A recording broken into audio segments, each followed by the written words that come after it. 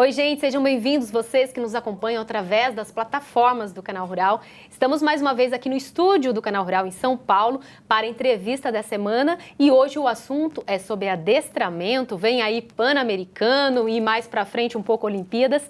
Para falar um pouco desse assunto e de como está a equipe do Brasil, né, a equipe brasileira, eu vou conversar com a Sandra, né, que é diretora de adestramento da Confederação Brasileira de Hipismo, a CBH. Primeiramente, seja bem-vinda, obrigada por visitar aqui nós no Canal Rural. Obrigada, Flávia, é um prazer estar aqui.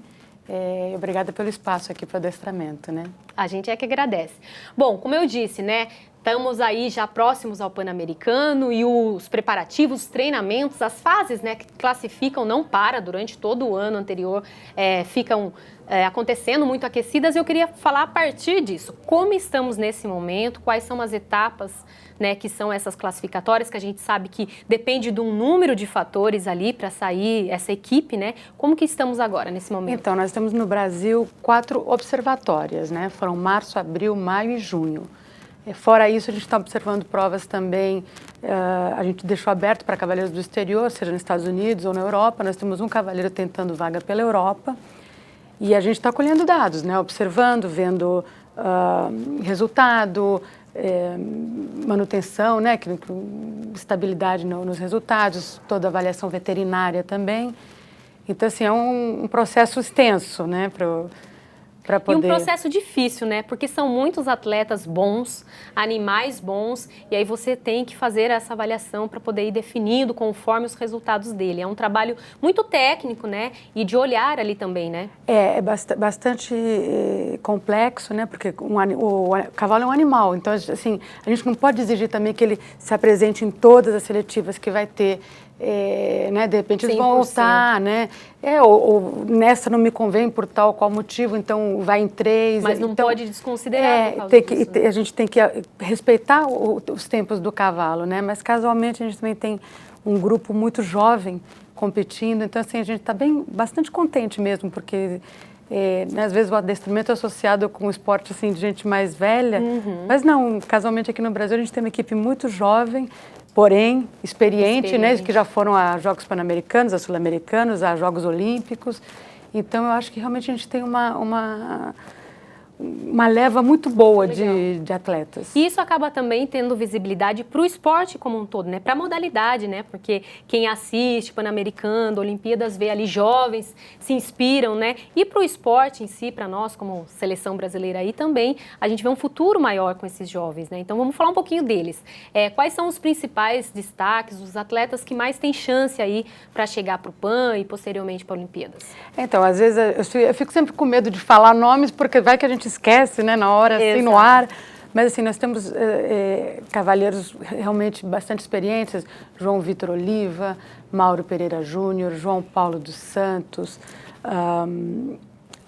Leandro Silva, Giovana Paz, Pedro Almeida, Luísa Almeida. Então, assim, estou te falando dos cavalheiros que já foram à Olimpíada, Pan-Americanos, tem o Vitor Ávila, tem a Yara Amaral, que foram muito bem agora no último Sul-Americano.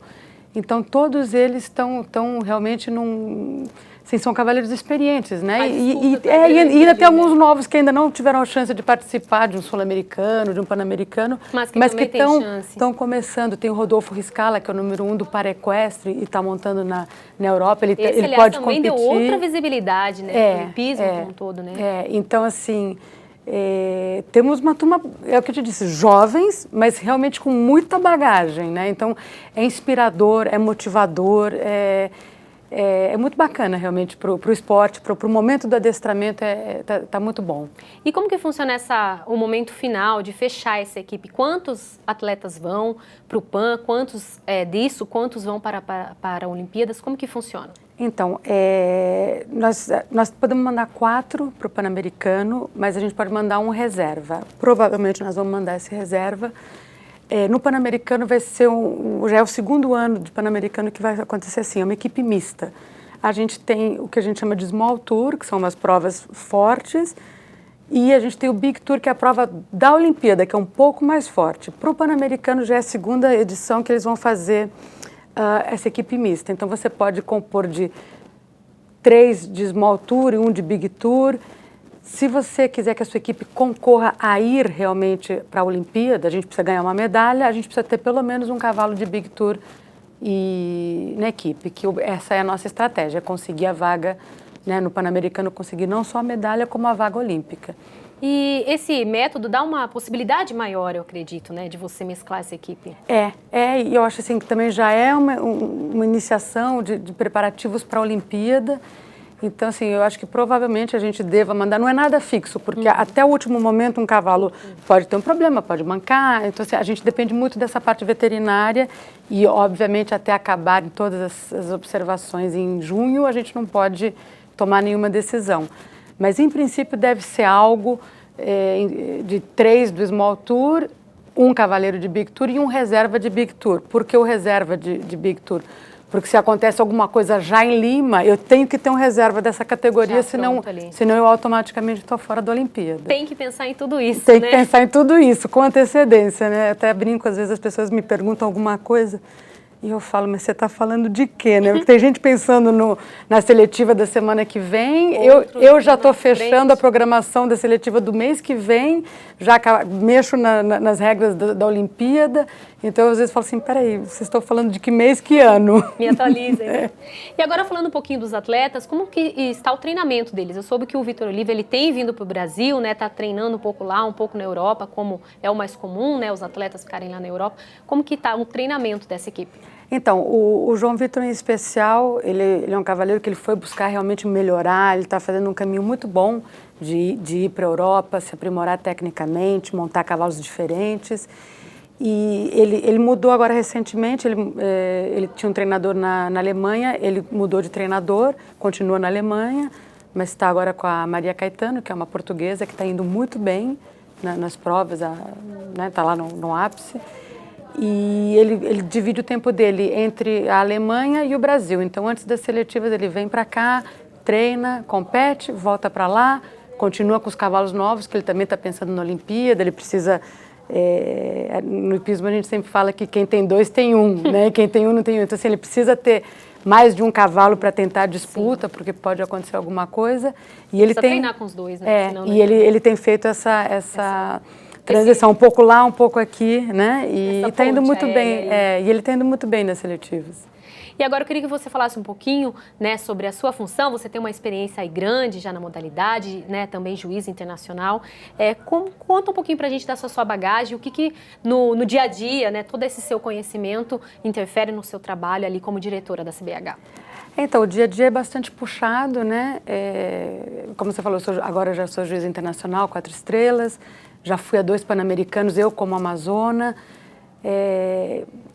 Já tive vários cargos de diretoria, né? Agora já é o segundo período, né? na Confederação Brasileira, mas já fui da Federação Paulista, de clube. Então, assim, eu já tive em vários lugares, né? De forma diferente, como atleta, como dirigente, como juíza. Lados, né? Eu tento sempre me colocar, né? Eu acho que a minha grande ajuda, minha grande contribuição é poder me colocar um pouquinho no lugar do atleta, no lugar do proprietário, no lugar do juiz e tentar sempre coordenar que todas essas, né, como uma engrenagem, que todas as rodinhas se conversem e o relógio gire bonitinho, né? E aí, para fechar, o trabalho da CBH como um todo, né, visando aí trazer mais gente para a modalidade, com essa visibilidade que a gente sabe que o PAN e a Olimpíadas têm, como que está o trabalho em cima disso, em questão de mídia mesmo? Então, na verdade, sim, a gente tem buscado promover bastante modalidade, inclusive em diferentes estados, né? Porque a gente não pode só pensar nessa partezinha boa, né? Que é a internacional, a visibilidade pan-americana, Olimpíada. Então, a gente tem tentado desenvolver também a nível nacional, provas nacionais, circuitos, para chamar mais gente, porque o adestramento ele está muito forte aqui em São Paulo e às vezes falta um pouquinho no resto do Brasil. Então, a gente está tentando realmente...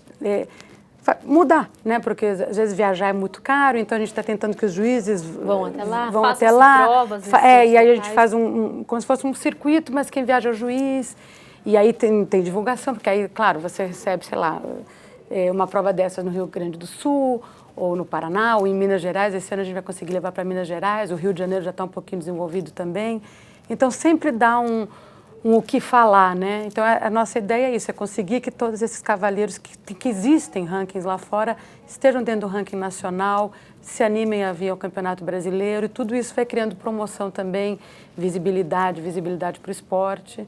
E eu acho que essa turma nova também é um chamariz bom, né, que estão na seletiva, porque eles são muito jovens, são muito animados, são muito comprometidos. E acaba sendo exemplo, incentivando, né?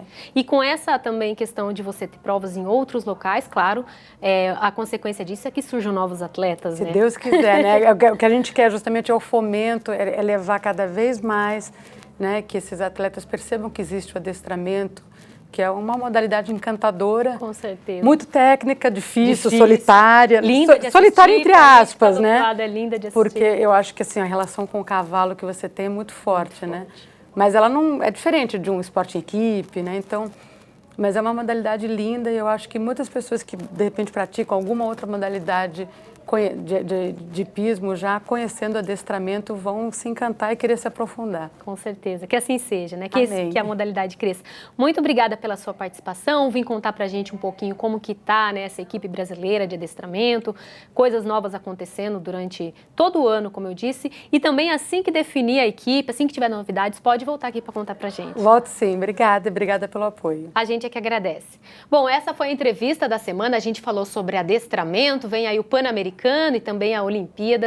E a gente quer que esses atletas brilhem para a gente poder torcer muito e também que a modalidade fomente e cresça cada vez mais aqui no Brasil e represente o nosso país lá fora. Muito obrigada pela sua companhia. Se você quiser rever alguma das entrevistas já exibidas, acesse aqui o nosso canal do YouTube, fale com a gente também através das redes sociais e mande sua sugestão através deste e-mail. Obrigada mais uma vez e até a próxima!